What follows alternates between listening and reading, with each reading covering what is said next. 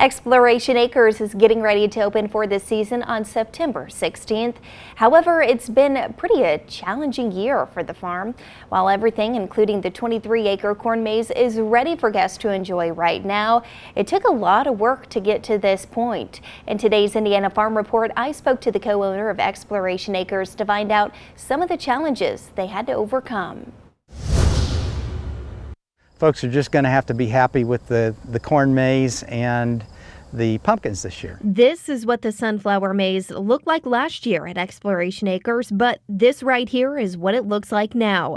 Exploration Acres co-owner Tim Fitzgerald says it's due to the dry conditions we saw during the summer. So two things happened. We had problems with germination, and then a lot of the chemicals that we put down to suppress weed growth, they're called pre-emergents, they did not work. And because of that, weeds took over. We ended up just having to spray our entire sunflower maze that we'd created and kill it. Fitzgerald says the same germination issue happened with the pumpkins. After he planted them, 2.5 weeks passed and still nothing was up. I made the decision to install our 10 miles of drip irrigation early that we put out every year just as insurance in case we have a real dry growing season. We had to actually use it to germinate the pumpkin plants. It was a good thing he made that decision because now the pumpkins are in good shape. But as for the 23-acre corn maze, while we were dealing with the sunflowers and the pumpkins, trying to keep those crops alive, we had some foxtail and some timothy creep up in our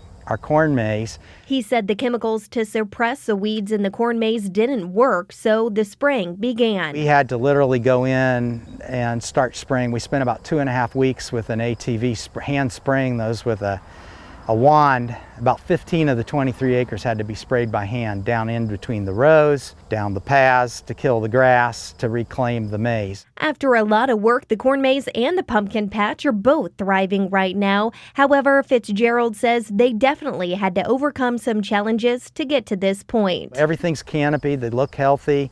We do have quite a few pumpkins set back there, and we just brought about 100,000 bees in a few weeks ago, and they're busy pollinating. So we should be in good shape, I think. Fitzgerald says they will try to do the sunflower maze again next year, and they hope the weather will cooperate for that. Now, the theme for the corn maze this year, as you can see in those pictures, is zombies. Keep in mind, Exploration Acres does open for the season on Friday, September 16th.